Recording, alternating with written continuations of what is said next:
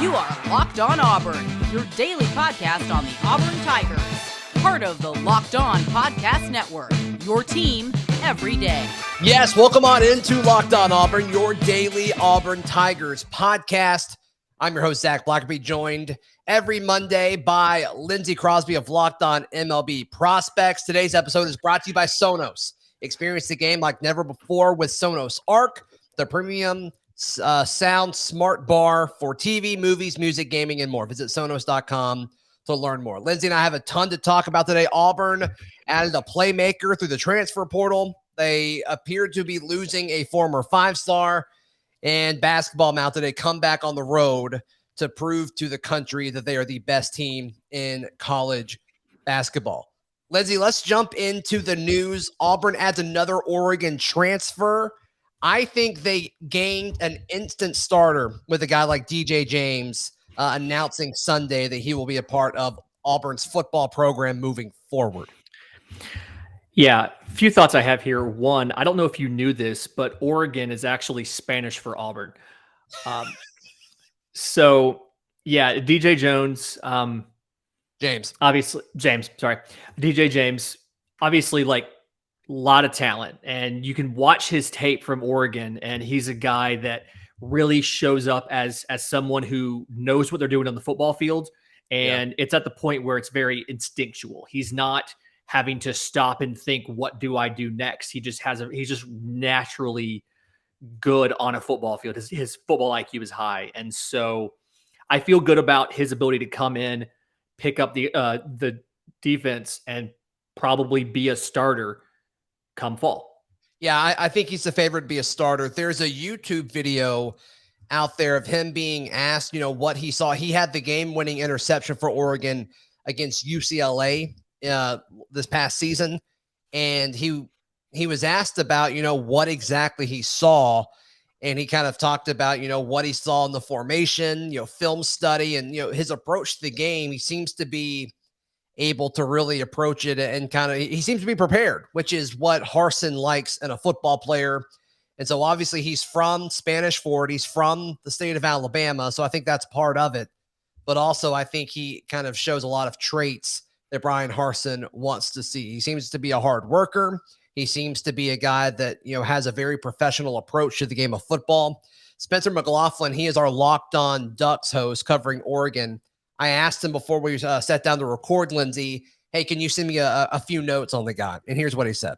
Solid corner, not going to be an anchor / NFL guy, but he can make plays, knows how to hit as long as he keeps contained, likes to try and jump quick hitters, but doesn't get beat downfield too often. Most vulnerable on inside breaking routes. He defends the boundary well. And you mentioned keeping contained and just kind of spatial awareness on the football field. Before we sat down to record, Lindsay, I was watching Oregon's defense against the Washington offense from this past season. And, he's not an every down guy, it appears, but when he's in, he is very physical. He does well, with getting off blocks. He does well in run support as far as tackling goes, which is kind of rare for a corner. A lot of the times those guys just want to cover. They don't really want to, get their nose dirty kind of thing, but he doesn't mind getting in there. And then also, he seems to be aware as far as keeping contained based on the few games that I've been able to watch him play. Yeah, and tackling for a cornerback is something I feel like in this defense especially, you have to be fundamentally sound when it comes to that. And it sounds like he's going to give us that. And as I think about it, our cornerback room, I mean, we're kind of continuing now this legacy. We could say cornerback U. I mean, we've put so many defensive backs in the NFL over the last few years, and not necessarily saying that he's going to be an NFL guy, but just that high level cornerback play. I'm curious to see where he fits in. I mean, if you think about the room, we've got Nehemiah Pritchett, right? We've got Jalen Simpson, we've got Ro Torrance coming back. Really like we have commit Keontae Scott, I believe number 1 JUCO cornerback, right? And then now we have DJ James. And so I think he has the traits Harsin looks for because he works hard, because he puts in the effort. And we saw a guy in Rayshawn Miller who came in from West Virginia with the intentions of, I'm going to start for a year at Auburn and then I'm going to go pro. And we saw him barely touch the field. Right. Yeah. And it's simply because he didn't, from what we've been told, didn't do all of the work at practice, didn't do all the stuff Sunday through Friday to get himself in a position to play on Saturday. And so I feel like DJ James fits in perfectly with the ethos of what Brian Harsin's doing. And I'm excited to see how this room plays out over position battles in the spring, in the summer, and the fall. He and Nehemiah Pritchett are very similar to me, which could mean, maybe he comes in to back up Nehemiah Pritchett or vice versa, whoever wins that job. I think they really like Jalen Simpson. Jalen Simpson's probably a starter. And so this is going to be a battle in the defensive backs room and the cornerbacks room. Does one of these guys play inside? Who's your nickel? Does it remain to be, is it Donovan Kaufman? Do they move him to safety? So there's a lot of things they can do. There's also a lot of spots still available on this roster for them to go out and get guys in the transfer portal. So bottom line, I think DJ James is a great addition. I think he has the chance to be a starter. Maybe he's a boundary corner. Maybe he's a weak, so we'll see. We'll see what happens there. But I really, really think he can add something instantly to Auburn's defense. Backing up to the Donovan Kaufman thing for a minute, I kind of think that we need to make sure he stays at safety simply because of the numbers at safety. I feel like cornerback, we have more options. And yes, you play, you oftentimes you have a nickel on the field, you're playing three at once. But I feel like cornerback has more depth. And from what I've heard, he really feels to me like he's a good boundary corner as far as that way he's able to use the sideline. He doesn't have as much space on the inside to cover. Yeah. But I definitely feel like Donovan Kaufman's going to be needed at safety going forward, just given the numbers at cornerback versus the numbers at safety. Yeah. Their approach to what the nickel is, because, in the previous regime, a lot of it was, okay, the nickel was like more as a safety.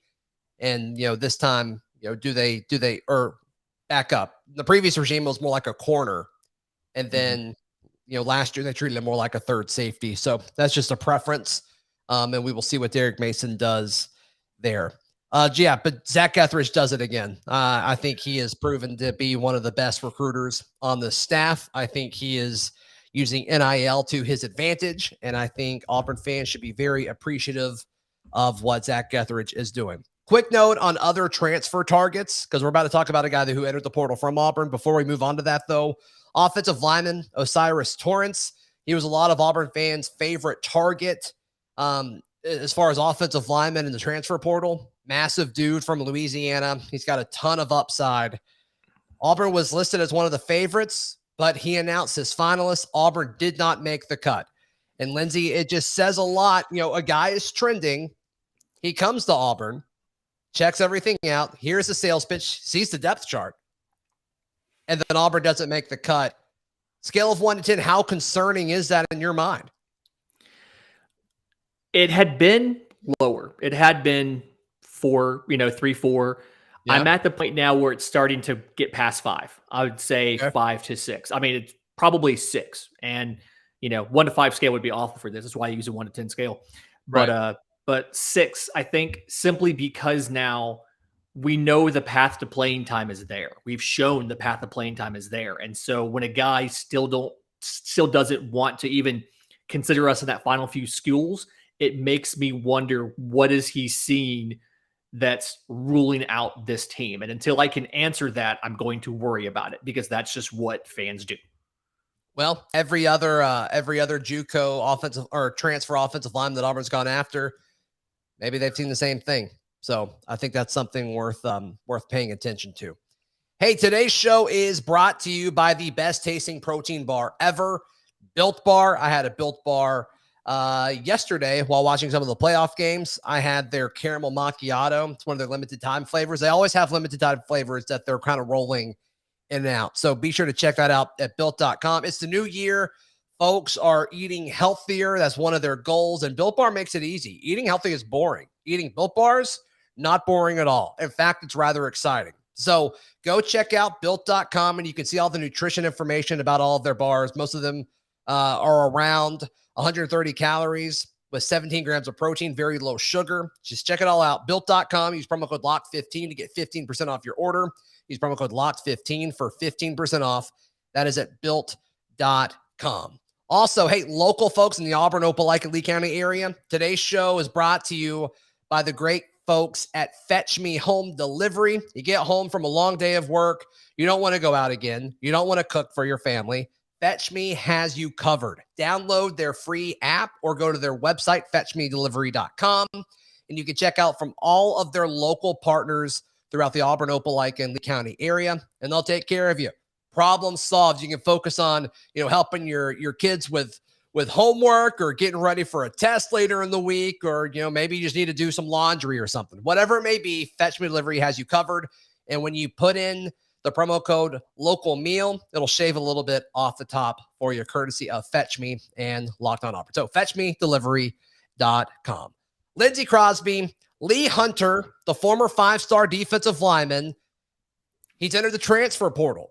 And so this is, I don't think it's a big deal, Lindsay, for 2022, but I think it could be a pretty big factor for 2023 and beyond. Hunter appeared to be a depth piece going into this season with a lot of the defensive players coming back, but obviously had tremendous upside, a 5-star. Auburn doesn't land a whole lot of those guys. So when you get one, you think you want to take care of him. He did not see the field in 2021, which surprised a lot of folks, but apparently Auburn is still talking to Lee Hunter, trying to get him to stick around. The sales pitch is not stopping as far as trying to re-recruit him and try to keep him on the team. So we will see what happens. But your thoughts about Lee Hunter entering the portal? I would be lying if I didn't say I worried slightly about this happening. And I think the time that I worried about it was when I saw Garrison Walker, the walk-on sophomore, take snaps over him. I want to say it was maybe in the bowl game. Yeah, it was. And I'm like, okay, so why would Lee Hunter not play now? And like you said, didn't have a clear path to playing time in the upcoming season. But after that, he looked to be one of those next guys up as far as that next wave of guys coming in. Phenomenal size, and we've heard nothing but good things. But we've seen this with Harsin now, with Rayshawn Miller, we talked about in the last segment, and some other guys, as far as if you don't put in the work Sunday through Friday, then you don't play on Saturday. And so the logical assumption here is either, he's from Mobile, so it's not necessarily a proximity to home thing. The logical assumption is either he was not holding up his end of the bargain and has chosen to move on, or there's some outside factor that's making him leave. I don't necessarily think it's anything Auburn's done. To me, this is something where if we have to process guys out because of attitude, I can assume that it's that until I know otherwise. Mm-hmm. But I would be lying if I didn't say I was concerned about what this is going to mean going forward. Do we have time to find a guy who can come in and get plugged in for 23 and 24 on that defensive front? I don't know. I'm assuming that's something where you're going to have to fill it with a transfer. So the defensive line is still the deepest position group on this team. Mm-hmm. But obviously with Hunter leaving, Romello Height devastated me, his departure. Dre Butler, depth piece, but still I think he saw a clearer path to playing time than Lee Hunter did.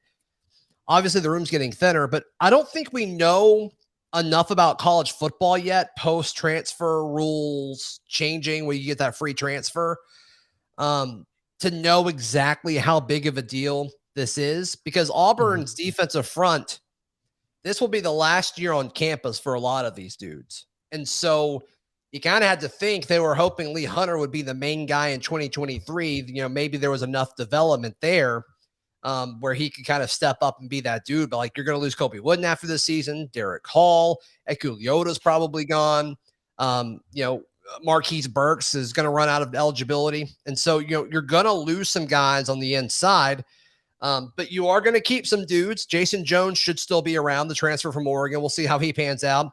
I get comments all the time that we don't talk about Jeffrey Mba enough, but he should be around here still. So, those are dudes where you're like, okay, there's some answers there, but you need more than, just a handful of defensive linemen.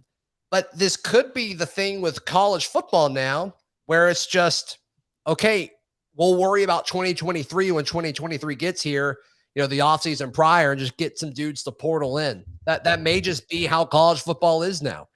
I don't know if you want to do that every single season, but I think that's kind of what we're looking at.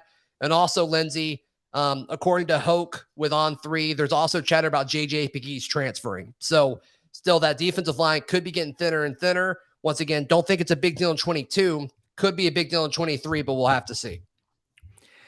I was reading something the other day about recruitment, and they talked about how for quarterbacks, for high school quarterbacks, unless you're one of the top level guys, you don't get as many offers as you used to because so many programs are turning to a transfer if for some reason their next guy isn't ready or hasn't panned out. And so part of me wonders, is that going to have to be the roster management model you're going to need to do? Is if we bring somebody in from high school, he needs to be able to see the field in year one or at latest year two as a regular, or else they're going to move on. And so, like you said, we don't have enough information yet, but that's kind of the first thing that I think of is you have to do everything now kind of instead of having a 4 or 3 year cycle, you're looking at a 2-year cycle. And obviously that makes it a lot harder to recruit, but then also that raises the stakes because now you have to hit on more guys because that speed with which you cycle guys in and out. I mean, if you have a guy that misses,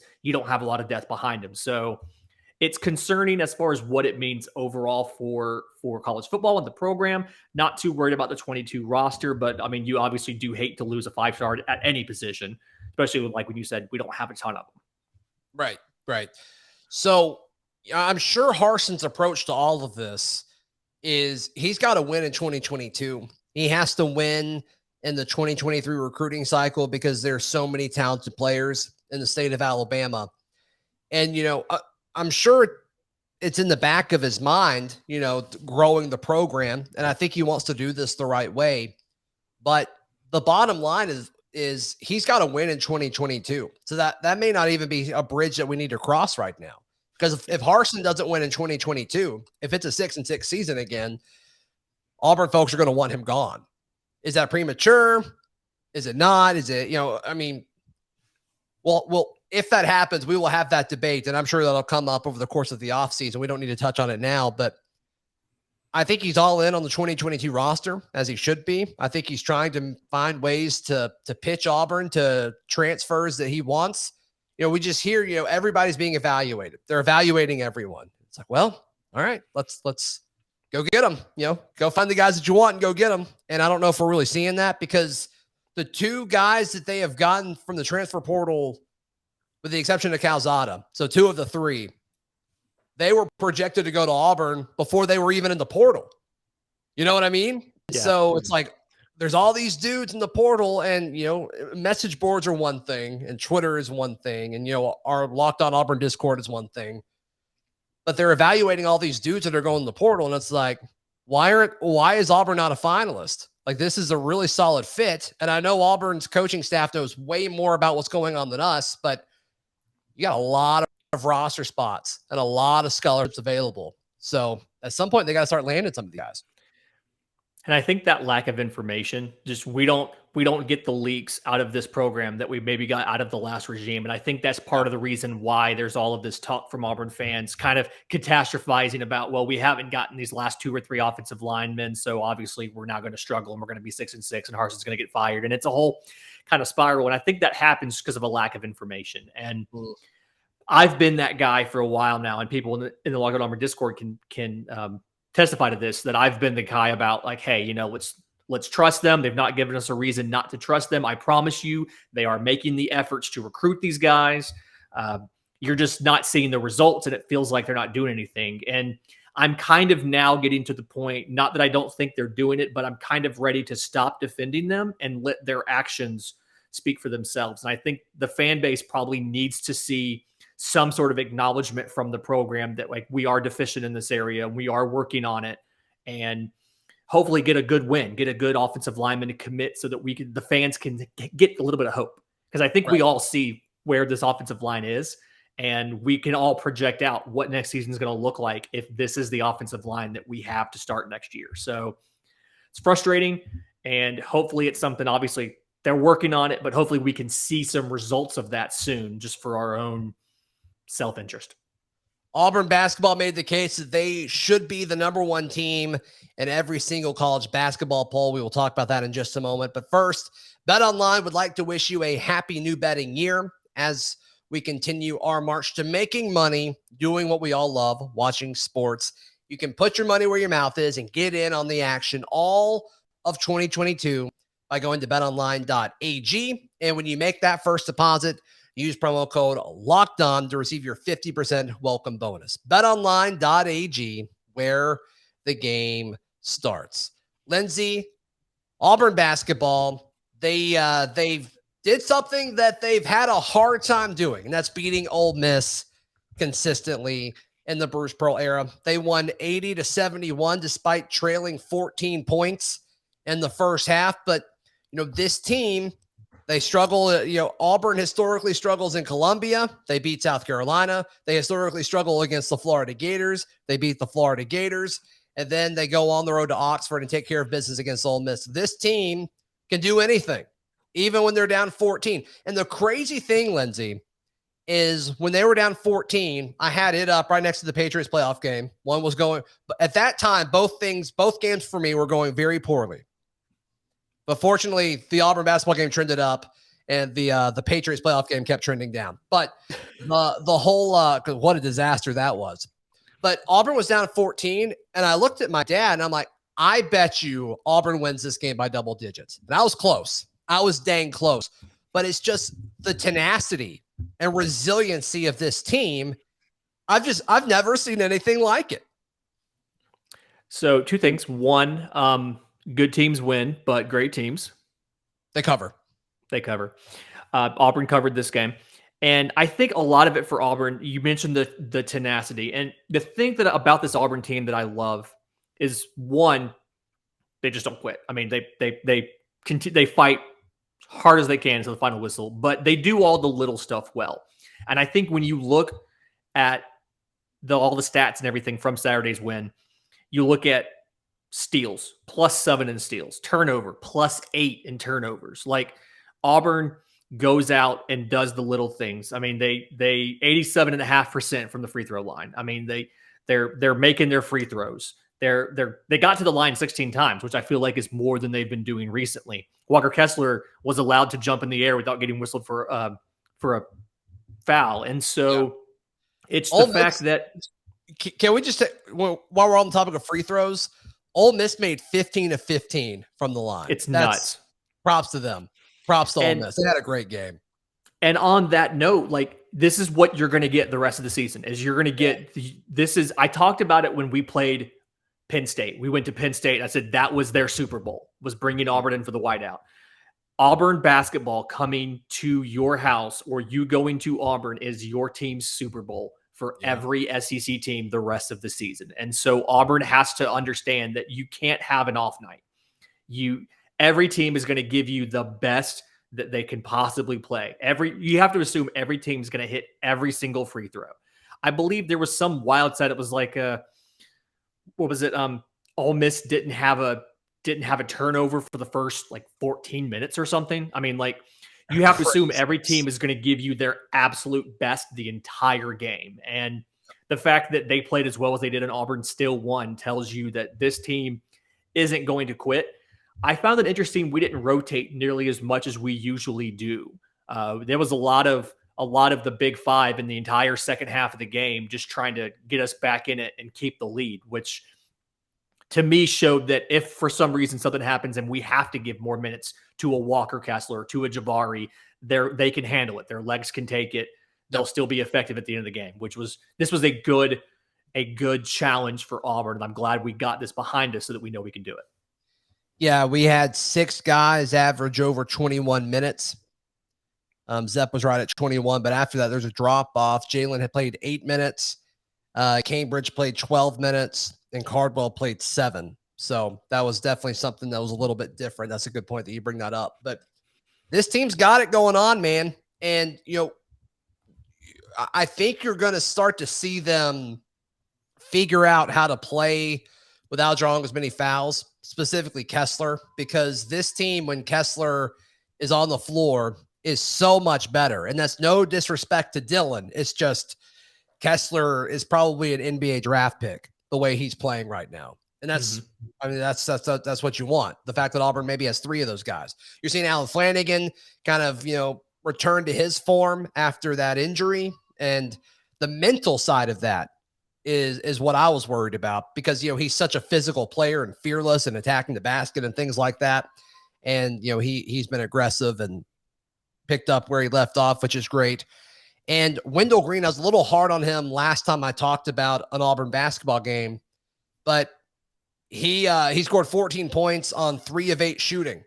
And that is much better what you want to see. And the key to that is he got to the free throw line and shot 6 of them, and he made all 6. And that's exactly the type of line I want to see from Wendell Green. I want to see him shooting 5 threes and finding a way to score 14 points. I absolutely love that. Even though he only made 2 of the 5, I love the fact that he kind of showed more to his game, and he was able to attack the basket and get to the free throw line. So props to Wendell Green. Props to Walker Kessler, who went 20 and 10. He is just a walking double-double. He's a freak. And Jabari Smith scoring 15 on 13 shots. Ole Miss played really, really good basketball. And Auburn still found a way to win by 9 on the road. This team is crazy. This team is so good, Lindsay. I don't want to say Auburn's not going to lose another game this year. You have to understand Auburn, like the odds of going undefeated in college basketball are infinitesimal. Obviously, we lost 1 game to UConn in overtime, but you have to assume we're going to lose somewhere else. If it happens, or when it happens, because it's probably going to happen. Yep. Please do not blame the fact that Auburn basketball Twitter account has started to lean into the meme thing. Don't blame that. It's not because of that, because they've done it.